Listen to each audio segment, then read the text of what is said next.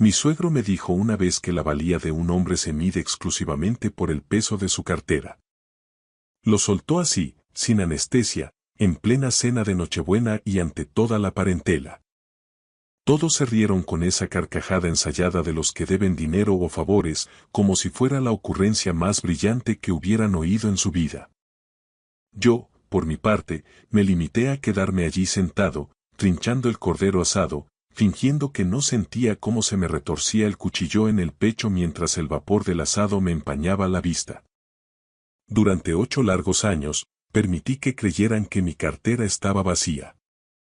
Durante 8 años, absorbí como una esponja cada insulto velado, cada comentario sarcástico sobre mi oficio y cada mueca de superioridad de una gente que se creía de otra casta por tener chalés en La Moraleja y coches de alta gama que yo nunca podría permitirme. Me repetía a mí mismo que nada de eso importaba. Me convencí de que el amor de Elena era un escudo suficiente, de que ella veía mi valor real aunque su familia fuera incapaz de mirar más allá de un extracto bancario. Me equivocaba en casi todo por aquel entonces.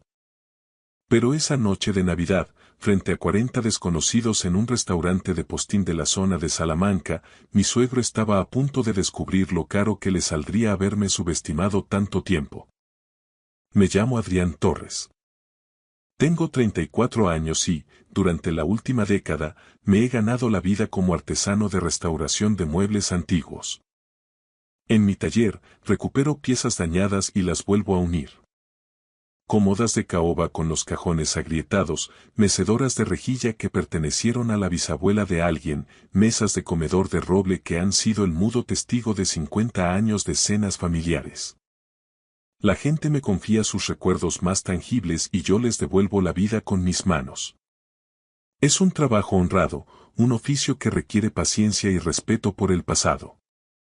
Pero para los Valenzuela, yo no era más que un chapuzas con serrín en el pelo. Mi esposa, Elena, y yo nos conocimos hace 9 años en una feria local. Ella era diferente entonces, su risa era fácil y despreocupada. No le importaba que yo condujera una furgoneta vieja que olía a barniz ni que mi ropa fuera comprada en mercados de segunda mano. Decía que adoraba mis manos, que le fascinaba verme trabajar la madera y que amaba mi capacidad para crear belleza a partir de algo que el resto del mundo consideraba basura. Nos casamos 2 años después en una ceremonia civil muy sencilla, casi clandestina, en el juzgado. Sus padres apenas hicieron acto de presencia, como si asistir fuera un trámite molesto. Su padre, Vicente, me miraba desde su traje a medida como si yo fuera una mancha de grasa que tuviera que limpiarse de la suela del zapato. Su madre, Paloma, mantenía una sonrisa educada mientras sus ojos destilaban un desprecio que su boca, siempre diplomática, prefería callar. Ingenuo de mí, pensé que la situación mejoraría con el tiempo. Pensé que, cuando vieran cuánto amaba a su hija y la estabilidad que le daba, me aceptarían en su círculo. Nunca lo hicieron. Vicente Valenzuela es el dueño de 4 concesionarios de coches de lujo repartidos por toda la Comunidad de Madrid. Es un hombre ruidoso, pagado de sí mismo y con la misión personal de recordarme, en cada maldita reunión familiar, que nunca sería lo suficientemente bueno para su linaje. Paloma es más reservada, pero infinitamente más cruel. Lanza sus dardos envueltos en seda, disfrazándolos de preocupación materna por el futuro de su hija. Y luego está Hugo, el hermano menor de Elena, un tipo de 29 años que no ha dado un palo al agua en su vida, pero que se siente con el derecho divino de burlarse de mí por ganarme el pan con el sudor de mi frente. Aguanté 8 años. Agaché la cabeza y trabajé aún más duro en el taller. Amaba a mi mujer y confiaba ciegamente en que ella sería mi refugio.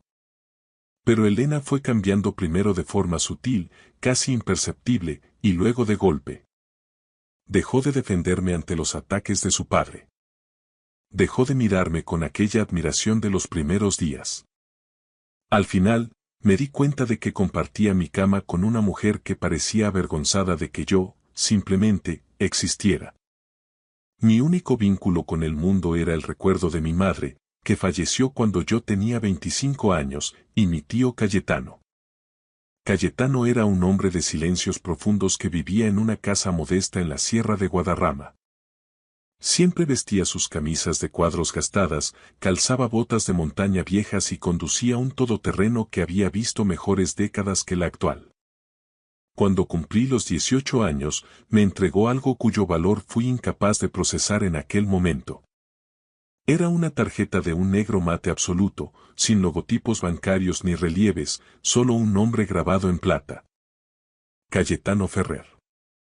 Me pidió que la llevara siempre encima, pero que no se me ocurriera usarla a menos que fuera una cuestión de absoluta necesidad. Y entonces me dijo una frase que se me quedó grabada a fuego durante 16 años. El día que la uses, Adrián, sabrán exactamente quién eres. Nunca entendí el misterio. Se lo pregunté 1000 veces, pero él solo sonreía con esa sabiduría de los que saben esperar y decía que lo comprendería cuando llegara el momento justo. Mi tío murió hace 3 años. Nunca llegué a usar la tarjeta, la guardé en mi vieja cartera de cuero como un amuleto, un último pedazo de su presencia que podía llevar conmigo a diario. Aquella noche de Navidad, el aire en casa Lucio estaba cargado de una tensión invisible. Estaba sentado a una mesa larguísima, rodeado por los Valenzuela y una corte de parientes lejanos y socios de negocios. Éramos 42 personas, todas gravitando alrededor de la chequera de Vicente, y todas tratándome como a un figurante que se había colado en la película equivocada. Fue justo en ese instante cuando Elena buscó algo en su bolso de marca, sacó un sobre blanco y, con una frialdad que me heló la sangre, lo deslizó por el mantel inmaculado hacia mi plato. Eran los papeles del divorcio, firmados y sellados hacía 2 semanas a mis espaldas. Su padre, sin perder un segundo, levantó su copa de champán y anunció a voz en grito que yo estaría de patitas en la calle para el mes de febrero. Y entonces ocurrió lo más increíble. Toda la sala estalló en aplausos. 40 personas brindando y celebrando mi humillación pública y mi ruina personal en plena noche de Navidad.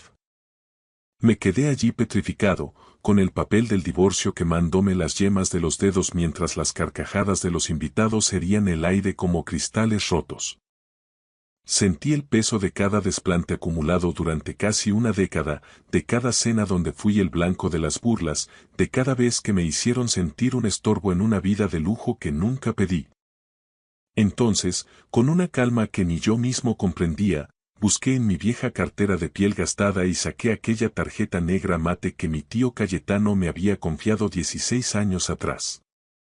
Se la entregué al sumiller, un hombre impecable que hasta ese momento me había ignorado con fría eficiencia profesional. Al rozar el material, su expresión cambió. Miró el nombre grabado en plata, Cayetano Ferrer, y juro que vi cómo se le escapaba el color del rostro. Se inclinó hacia mi oído, ignorando el protocolo, y me susurró 5 palabras que, al ser pronunciadas, provocaron un silencio sepulcral que recorrió la mesa de punta a punta. Sea bienvenido, señor. Ordene usted. Esta es la crónica de cómo dejé de ser un fantasma entre los vivos. Esta es la historia de la noche en que el Chapuzas demostró que el roble más viejo es siempre el más difícil de quebrar. Para que entendáis cómo llegué a ese reservado de casa Lucio, rodeado de hienas con trajes de Armani, debo llevaros atrás. Me crié en Carabanchel, en un piso pequeño donde el olor a café y a madera limpia lo llenaba todo. Mi madre, Rosa Torres, se deslomaba en 2 trabajos, limpiando oficinas por la mañana y cosiendo para afuera por las noches, para que nunca nos faltara un plato caliente. Ella me grabó a fuego que la integridad de un hombre no se guarda en el banco, sino en la palabra dada y en el callo de las manos. Cuando falleció, yo apenas tenía 25 años, y el mundo se me volvió un lugar oscuro y hostil. El único que evitó que me hundiera fue su hermano mayor, mi tío Cayetano. Era un hombre de pocas palabras y mucha sabiduría, que vivía en una casa de piedra en la Sierra de Guadarrama, rodeado de pinos y de un silencio que solo rompía el sonido de sus herramientas. Cayetano vestía siempre igual. Camisas de franela a cuadros, botas de montaña de las que ya no se fabrican y unos vaqueros que contaban 1000 historias de esfuerzo. Conducía un Land Rover viejo que tosía al arrancar, pero a él le daba igual lo que dijeran en el club de campo. De chaval, pasaba los veranos en su taller. Él me enseñó a escuchar a la madera, a lijar hasta que la superficie fuera suave como la seda y a ver la joya escondida en un mueble abandonado en un desguace. El tío Cayetano me dio un oficio, pero sobre todo, me dio un propósito. El día que cumplí los 18, me puso en la mano aquella tarjeta negra. Pesaba más de lo normal, era fría, sólida, casi metálica. Sin chip, sin numeración, solo el nombre. Cayetano Ferrer. Llévala siempre contigo, Adrián, me dijo con sus ojos de búho sabio. No la uses a menos que te veas contra las cuerdas. Pero el día que la saques, muchacho, sabrán exactamente quién eres. Durante 17 años fue solo un recuerdo, un pedazo de él que sobrevivió a su entierro hace 3 años. Y luego estaba Elena. Cuando la conocí en las fiestas de San Isidro hace 9 años, creí que me había tocado la lotería. Era deslumbrante, sí, pero lo que me cautivó fue su risa, una que hacía que el ruido de la ciudad se apagara. Pasamos horas hablando junto a los puestos de entresijos y gallinejas, y ella me juraba que nunca había conocido a alguien tan real. Decía que mis manos, manchadas de barniz y esfuerzo, tenían más verdad que todos los cachorros de la yatzad madrileña con los que sus padres intentaban emparejarla. Nos casamos por lo civil, en una ceremonia rápida en los juzgados de la calle Pradillo. Sus padres, Vicente y Paloma, aparecieron tarde y se fueron temprano, como quien cumple con una visita al dentista. Vicente Valenzuela, el patriarca, me marcó desde el primer minuto. ¿Restaurador? O sea, que eres un chapuzas que arregla sillas cojas, soltó con un desprecio que habría congelado el Mediterráneo. Paloma, por su parte, practicaba una crueldad más refinada, una caridad aristocrática que dolía más que un bofetón. Hugo, el cuñado, era el peor. Un niní de manual que se creía un tiburón de las finanzas porque su padre le había puesto un despacho y un coche de 100.000 euros. Con los años, el goteo constante de veneno hizo mella. Elena, mi Elena, empezó a cambiar. Los apretones de manos bajo el mantel desaparecieron. Las miradas de complicidad se transformaron en suspiros de fastidio cuando yo no sabía de qué marca era el reloj de tal o cual primo. Empezó a mirarme con los ojos de su padre. Como a un proyecto fallido, como a un error de juventud que ya no resultaba pintoresco. La noche antes de Nochebuena, la oí por el pasillo hablando con Paloma. Lo sé, mamá. Tenías razón desde el principio. No se puede sacar el brillo a lo que es madera corriente. Esas palabras me hundieron más que cualquier insulto de Vicente. Así llegamos a Casa Lucio, un templo de la opulencia en plena Milla de Oro de Madrid. El sitio es de esos donde el aire huele a perfume caro y el suelo de mármol brilla tanto que te da vergüenza pisarlo. Vicente presidía la mesa de 42 invitados con la arrogancia de un César, luciendo un traje a medida que costaba lo que mi taller en 6 meses. Elena estaba a su lado, vestida de rojo pasión, con unos pendientes que gritaban dinero viejo. La cena fue un desfile de vanidades. Que si el viaje a Courchevel, que si la nueva inversión en cripto, que si el último Porsche de Hugo. Yo era la piedra en el zapato de la familia, el invitado de piedra al que Vicente decidió humillar públicamente tras el segundo plato. Adrián, hombre, tronó Vicente para que lo oyeran hasta en la cocina. ¿Cómo va la carpintería? ¿Has barnizado algo importante o sigues viviendo de las propinas de las abuelas? Las risas estallaron como una descarga de artillería. Hugo se sumó al festín. Déjalo, papá. Está constantemente tieso. Es su estado natural. Elena ni siquiera parpadeó. Con una frialdad que me desgarró el alma, sacó un sobre de su bolso de marca y lo deslizó sobre el mantel inmaculado. Ábrelo, dijo, sin un ápice de emoción en la voz. Eran los papeles del divorcio. Firmados, sellados y listos para ejecutar. ¿En Navidad, Elena? ¿Delante de todos? Pregunté con un hilo de voz. Mi padre tenía razón, Adrián. Eres un hombre pequeño. Nunca vas a hacer nada más que serrín y sueños rotos. Y fue en ese preciso instante cuando el dolor se transformó en algo gélido y puro. Fue entonces cuando recordé la tarjeta negra y el legado de mi tío Cayetano. Si querían ver quién era yo realmente, estaban a punto de recibir la lección de sus vidas. Las palabras de mi suegro me golpearon con la fuerza de un puñetazo seco en el esternón. Me quedé sin aire, con los pulmones bloqueados por una mezcla de incredulidad y una náusea creciente. Vicente, ajeno a mi asfixia, dio un palmetazo violento sobre la mesa, haciendo vibrar la cristalería fina, y sonrió con la satisfacción obscena de un general que acaba de aniquilar al enemigo.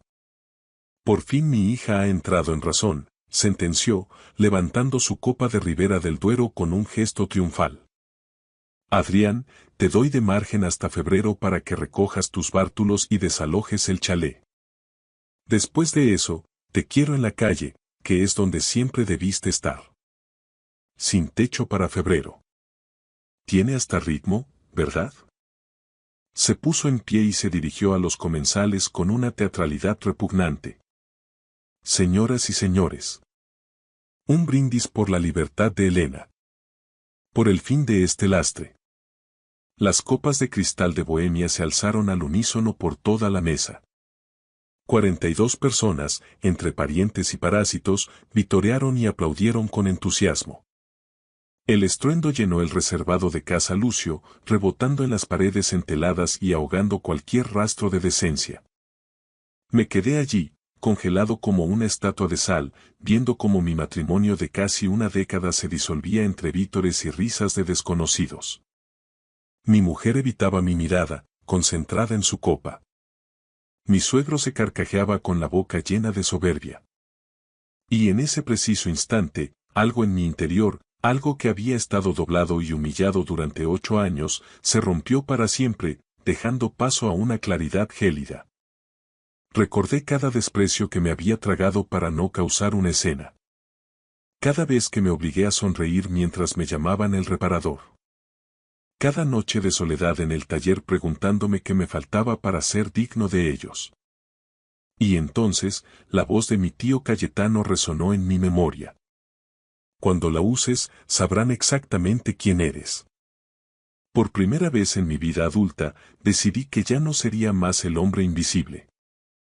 El estrépito de los aplausos fue remitiendo, pero el pitido agudo en mis oídos persistía. Recorrí con la mirada los rostros de aquellos que me rodeaban. Para ellos yo ya era un cadáver social, un error administrativo que Elena acababa de subsanar. Ya estaban pasando a lo siguiente, rellenando sus copas de champán y retomando chismes sobre sus próximas vacaciones en Baqueira Beret. Elena le susurraba algo al oído a su madre, probablemente planeando qué reformas haría en su antigua habitación del chalet de los padres. Hugo se partía de risa con un primo mirando algo en el iPhone. Vicente, el gran anfitrión, aceptaba palmadas en la espalda como si hubiera cerrado la venta de un siglo. Doblé los papeles del divorcio con una parsimonia casi ritual y me los guardé en el bolsillo interior de la americana. Mis manos, para mi sorpresa, estaban firmes, duras como el roble que solía trabajar. El temblor había desaparecido, sustituido por una serenidad absoluta, una calma de alta mar antes de la tormenta. No sentía rabia, ni siquiera tristeza. Solo una gélida determinación. Había terminado. Un camarero joven, de modales impecables y mirada neutral, se acercó a nuestra zona para retirar el servicio. Levanté ligeramente la mano para detenerlo. Perdone, un momento, dije con voz clara. El joven se volvió hacia mí, manteniendo la distancia de seguridad profesional. Dígame, caballero. ¿Desea algo más? Quisiera pedir la cuenta, respondí con naturalidad. De toda la mesa. Me hago cargo de la cena completa, de todas las facturas y de las botellas que se han descorchado. El camarero parpadeó, perdiendo por un segundo su máscara de eficiencia. Señor. Perdone, pero es un grupo de 42 comensales. La cuenta es extremadamente sustanciosa. Estamos hablando de varios miles de euros, sin contar el servicio de sumillería. Asentí, sin mover un músculo. Lo he entendido perfectamente. Tráigame la cuenta. La voz de Vicente restalló sobre el murmullo general, cortando la conversación como un hacha. ¿Pero qué tontería es esta, Adrián? ¿Qué pretendes ahora? No le dediqué ni un segundo de mi atención. Mantuve el contacto visual con el camarero. Vicente soltó una de esas risotadas ruidosas que tanto le gustaban. ¿Lo habéis oído? El artesano quiere invitar. El hombre que se pasa el día pegando patas de sillas quiere pagar una cena que cuesta más de lo que factura en un trimestre. Es de locos. La mesa volvió a ondularse con risas burlonas. Hugo, entre sorbos de whisky, añadió su dardo. Igual quiere quedarse a fregar los platos por la noche para pagar la deuda. Un plato por cada insulto, Adrián. Paloma suspiró con una condescendencia que pretendía ser caritativa. Por favor, Adrián, no te pongas en evidencia. No hace falta que lleves este patetismo hasta el final. Sabemos que no puedes permitirte ni el café. Elena finalmente me miró. Su rostro era una máscara de irritación y vergüenza ajena. Adrián, basta ya. Esto es humillante. Solo lo estás haciendo más difícil de lo que ya es. Vete a casa y deja de hacer el ridículo. Sin decir una palabra, busqué mi cartera en el bolsillo trasero. Era de cuero viejo, con los bordes desgastados por el uso diario en el taller. La abrí y extraje la tarjeta negra mate, que descansaba allí, imperturbable, tras mi carné de conducir. La sostuve un segundo, su peso se sentía real, definitivo. Era la respuesta a 16 años de interrogantes. Se la entregué al camarero con un gesto sobrio. Use esto, por favor. El empleado tomó la tarjeta con la rapidez propia de su oficio. La miró de soslayo, como quien ha visto pasar miles de tarjetas platino o black esa misma noche. Pero entonces se detuvo en seco. Sus ojos se abrieron desmesuradamente y el color abandonó sus mejillas de forma alarmante. Miró la tarjeta, luego me miró a mí, y volvió a bajar la vista al trozo de metal negro. Intentó articular palabra, pero solo emitió un sonido seco. ¿Algún inconveniente?, pregunté con calma. El camarero tragó saliva, visiblemente nervioso. Caballero. Por favor, le ruego que me disculpe un instante. Debo avisar al gerente de sala. Se dio la vuelta y se alejó casi al trote, desapareciendo tras la imponente puerta de madera noble que conducía a las oficinas de dirección. Vicente resopló con desdén. Ya está. Tarjeta denegada por falta de fondos o, peor aún, robada. ¿A quién pretendes engañar, Adrián? ¿Crees que aquí aceptan tarjetas de fidelidad del supermercado? No respondí. Entrelacé las manos sobre el mantel y esperé. Pasaron 2 minutos que se sintieron como horas. El murmullo en la mesa continuaba, pero noté que el silencio se iba contagiando desde mi posición hacia los extremos. La gente empezaba a intuir que algo no encajaba. Entonces, la puerta se abrió de nuevo. El camarero regresó, pero esta vez caminaba con una urgencia reverencial. Tras él, apareció un hombre de unos 60 años, con un traje gris marengo de corte impecable. Su porte destilaba autoridad, era el Sr. Durán, el director general del establecimiento. Caminó con paso firme directamente hacia donde yo estaba sentado, ignorando a Vicente y al resto de los invitados. Se detuvo frente a mí y, ante el asombro de todos, se inclinó en una venia respetuosa. Señor Torres. Me puse en pie para recibirle. Dígame, Sr. Durán. La voz del director era formal, pero cargada de una deferencia que nadie en esa mesa me había mostrado jamás. Caballero, le ruego que acepte mis más sinceras disculpas. No teníamos la menor constancia de que nos honraría con su presencia esta noche. De haberlo sabido, habríamos dispuesto un protocolo de recepción a la altura de su rango y habríamos despejado el salón principal para su total comodidad. Vicente se inclinó hacia adelante, con la vena del cuello hinchándosele por la indignación. ¿Pero qué broma es esta? ¿Sabe con quién está hablando, hombre? Este tipo es un simple carpintero. El Sr. Durán ni siquiera se dignó a mirarlo. Su atención estaba blindada sobre mi persona. Señor Torres, nos hemos comunicado de inmediato con el Consejo de Administración y con el Gabinete Jurídico de la Herencia. Todo ha sido verificado. Las instrucciones del señor Cayetano Ferrer fueron tajantes. En el momento en que esta tarjeta fuera presentada, debíamos activar el protocolo de sucesión de forma inmediata. Sentía el pulso acelerado, pero mantuve el tipo. ¿Y qué significa exactamente eso aquí y ahora? Pregunté. El Sr. Durán bajó un poco la voz, pero en el silencio absoluto que se había apoderado del reservado, sus palabras resonaron como campanadas de catedral. Significa, señor, que su tío no solo era el fundador de esta firma, sino el propietario único de la sociedad matriz.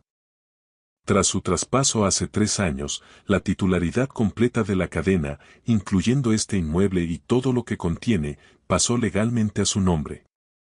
Hizo una pausa y me miró con una solemnidad absoluta. Señor Torres, para que quede claro ante los presentes. Usted es el dueño absoluto de este restaurante y de todos los activos del Grupo Ferrer.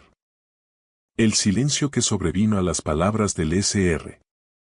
Durán no se parecía a nada que yo hubiera experimentado jamás. No era una simple pausa, era una ausencia total de sonido, un vacío absoluto, como si el tiempo mismo se hubiera congelado en aquel reservado de la calle Jorge Juan. Vi cómo la onda de choque se propagaba por la mesa, deformando las facciones de los invitados. La copa de champán de Vicente quedó suspendida a escasos centímetros de sus labios, mientras su mandíbula caía, desencajada, en una máscara de incredulidad absoluta. Paloma, siempre tan compuesta, perdió su barniz de aristocracia, sus ojos saltaban espasmódicos entre el director del restaurante y mi rostro, esperando que alguien gritara que todo era una broma de mal gusto. A Hugo se le resbaló el iPhone de las manos, impactando contra el mármol con un eco seco que nadie se atrevió a comentar. Y luego estaba Elena. Mi mujer. La mujer que, 10 minutos antes, me había deslizado los papeles del divorcio con el desprecio que se le dedica a un objeto inservible. Me miraba como si fuera un aparecido, como si nunca me hubiera visto en los 9 años que llevábamos juntos. El Sr. Durán continuó con su letanía legal, ajeno al terremoto que sus palabras estaban provocando en la jerarquía de los Valenzuela. Señor Torres, su tío, don Cayetano Ferrer, fundó Sociedad de Hostelería de Madrid hace más de 40 años. Partiendo de una modesta casa de comidas en la sierra, levantó uno de los imperios gastronómicos más sólidos del país. Casa Lucio es nuestro buque insignia, pero el holding incluye 37 establecimientos de primer nivel y una participación mayoritaria en una cadena de hoteles boutique. Don Cayetano se retiró de la escena pública hace décadas, prefería el anonimato de su taller y sus montañas, pero mantuvo el control total de las acciones hasta su último aliento. Me costó encontrar el aire para articular una respuesta. Él nunca mencionó nada de esto. Ni una palabra. El Sr. Durán asintió con una mezcla de respeto y melancolía. Fue una decisión premeditada, señor. Dejó instrucciones notariales clarísimas. Quería que usted forjara su propio carácter, lejos de la sombra paralizante del dinero, hasta que estuviera listo. La tarjeta negra era el disparador. Dijo que el día que usted se viera obligado a usarla, significaría que el mundo le había puesto a prueba y que usted estaba preparado para reclamar su lugar. Vicente golpeó la mesa con la palma de la mano, haciendo saltar los cubiertos de plata. Su rostro había pasado del rojo púrpura a un blanco ceniza. Esto es un montaje. Una farsa ridícula. Bramó con la voz quebrada. Adrián es un muerto de hambre. Se pasa el día lijando madera en un taller de mala muerte. Es imposible que este tipo sea dueño de nada que no sea serrín. El Sr. Durán se volvió hacia él con una cortesía tan afilada como un bisturí. Caballero, le aseguro que nuestro gabinete jurídico ha validado la identidad de don Adrián y sus derechos sucesorios. Cada escritura, cada activo y cada cuenta han sido verificados. Don Adrián Torres es el propietario único de la sociedad matriz del Grupo Ferrer. Hizo una pausa deliberada para que el peso de sus siguientes palabras aplastara cualquier réplica. Su patrimonio neto actual, tras la última auditoría de este trimestre, supera con creces los 75 millones de euros. La cifra cayó sobre el mantel blanco como una losa de granito. 75 millones. Vi cómo la fisonomía de la sala se transformaba en tiempo real. Los parientes que me habían ignorado al entrar ahora me observaban con una fijeza depredadora.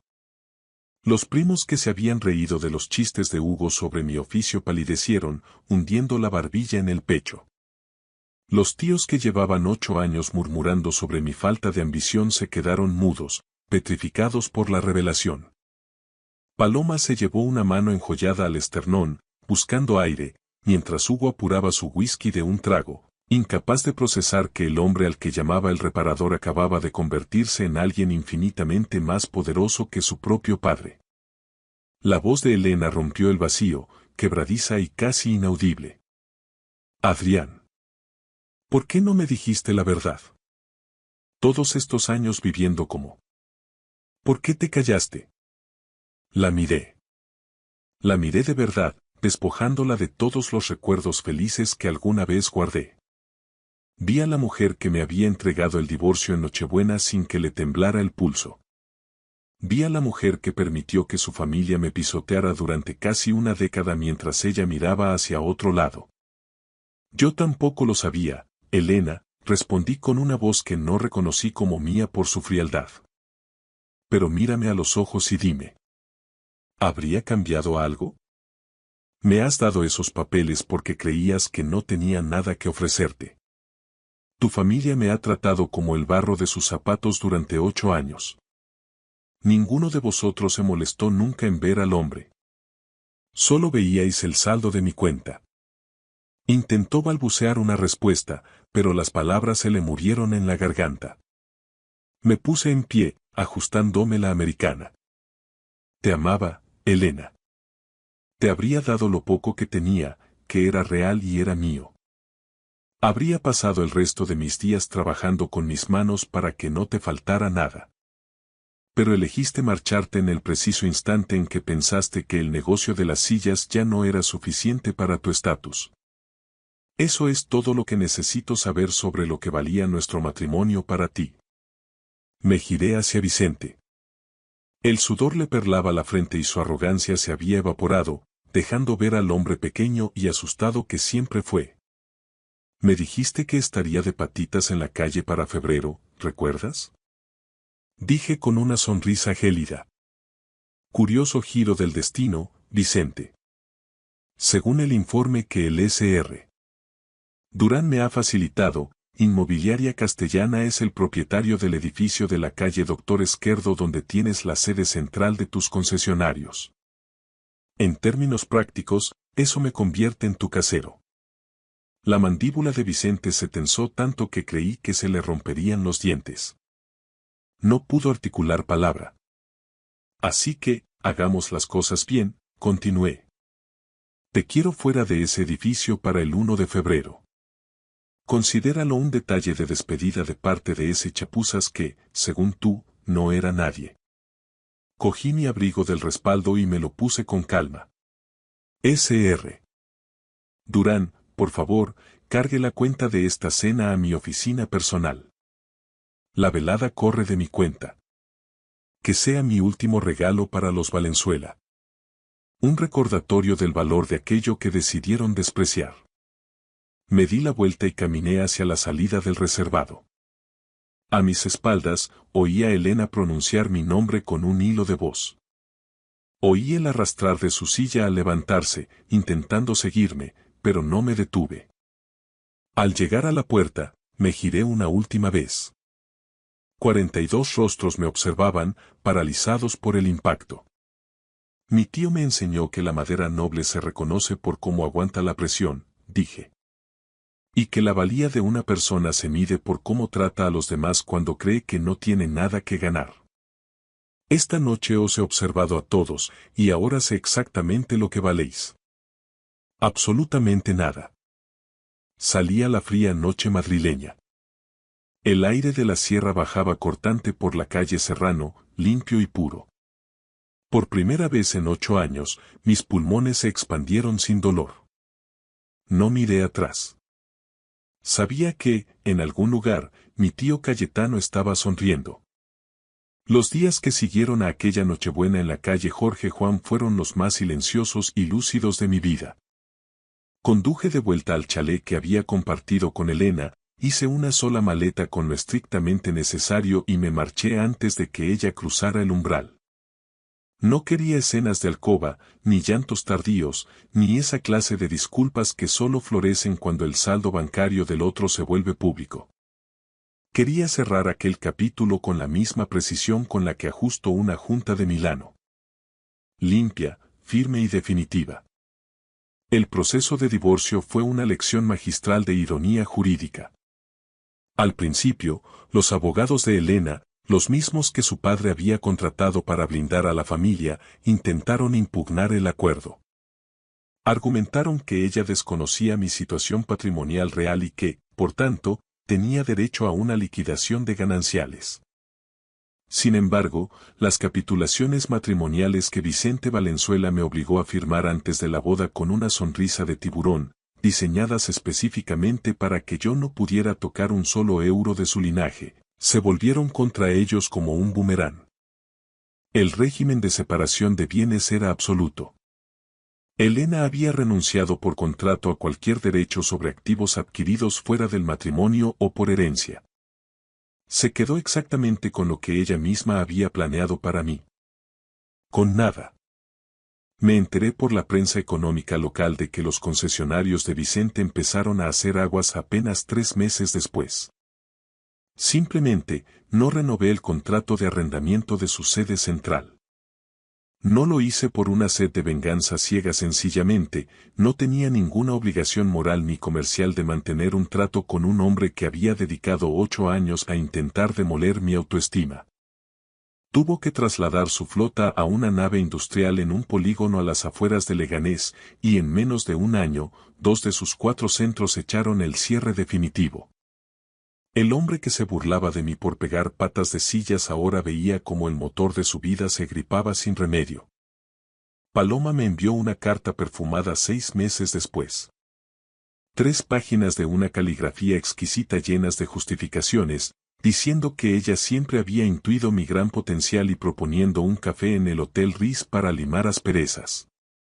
Decía que el comportamiento de Vicente no la representaba. Leí la carta mientras desayunaba en el taller, la doblé con cuidado y la eché a la chimenea donde quemo los restos de serrín. Hay puentes que es mejor dejar que se conviertan en ceniza. Hugo también intentó su jugada. Me contactó por Instagram, de repente muy cercano, muy colega. Decía que tenía una idea de negocio revolucionaria sobre movilidad eléctrica y que pensaba que yo era el socio ideal para financiar el proyecto. Bloqueé su perfil sin responder. Llevaba 8 años viendo cómo vivía del aire y del esfuerzo ajeno. No iba a ser yo quien pusiera la red para sus saltos al vacío. Elena me llamó solo una vez. Fue un martes de lluvia, casi a medianoche. Su voz ya no era la de la mujer de hielo que deslizó el sobre en el restaurante, sonaba rota, pequeña, vulnerable. Me confesó que había cometido un error imperdonable, que se había dejado cegar por el ruido de su familia y que ahora se daba cuenta de que yo era lo único real que había tenido en su vida. Me preguntó si quedaba algún rescoldo, alguna posibilidad de volver a empezar, lejos de todo el dinero y las expectativas. La escuché en silencio hasta que terminó. Luego, le dije la verdad con la calma de quien ya no espera nada. Lo tenías todo, Elena. Tenías a un hombre que te amaba de forma incondicional, alguien que habría dado la vida por ti cuando no tenías nada que ofrecerme a cambio. Eso era el tesoro más grande, pero para verlo necesitabas unos ojos que no fueran los de tu padre. No puedo olvidar la mirada que me dedicaste en aquella cena cuando pensabas que yo era invisible. Esa mirada es quien eres tú ahora. Colgué el teléfono y borré su número para siempre. Asumí la dirección de Sociedad de Hostelería de Madrid, pero no desde un ático de cristal en la Castellana. Me dediqué a recorrer cada cocina, cada recepción y cada muelle de carga. Me aprendí los nombres de los camareros, de las gobernantas de los hoteles y de los pinches de cocina. Empecé a gestionar la empresa con la misma filosofía que mi taller. Cuidando los detalles, valorando la estructura y, sobre todo, respetando la materia prima humana. Me convertí en el líder del que mi tío Cayetano se habría sentido orgulloso. Aún así, sigo restaurando muebles los fines de semana. Conservé mi viejo taller de la sierra, el olor a barniz y el tacto de la madera virgen me mantienen con los pies en la tierra. Me recuerdan quién era yo cuando nadie miraba y quién quiero seguir siendo ahora que todos me observan. Hace un mes, mientras restauraba un viejo escritorio de roble que perteneció a mi tío, encontré un compartimento secreto en el doble fondo de un cajón. Dentro había un sobre amarillento con una carta escrita a mano por él, años antes de su partida. Adrián, si estás leyendo esto, es que finalmente has tenido que mostrar tus cartas. Nunca te hablé de la herencia porque quería que te forjaras como un hombre de verdad, sin el veneno de la riqueza fácil. Cualquiera puede ser un caballero cuando tiene los bolsillos llenos. La verdadera prueba de fuego es cómo tratas al prójimo cuando el mundo cree que no eres nadie. Tú has pasado esa prueba cada día en tu taller, con tu humildad y tu integridad inquebrantable. Por eso te lo confié todo a ti. No porque lo necesitaras, sino porque te lo habías ganado. Úsalo con sabiduría. Sigue siendo ese hombre que no necesita etiquetas para saber lo que vale. Y recuerda.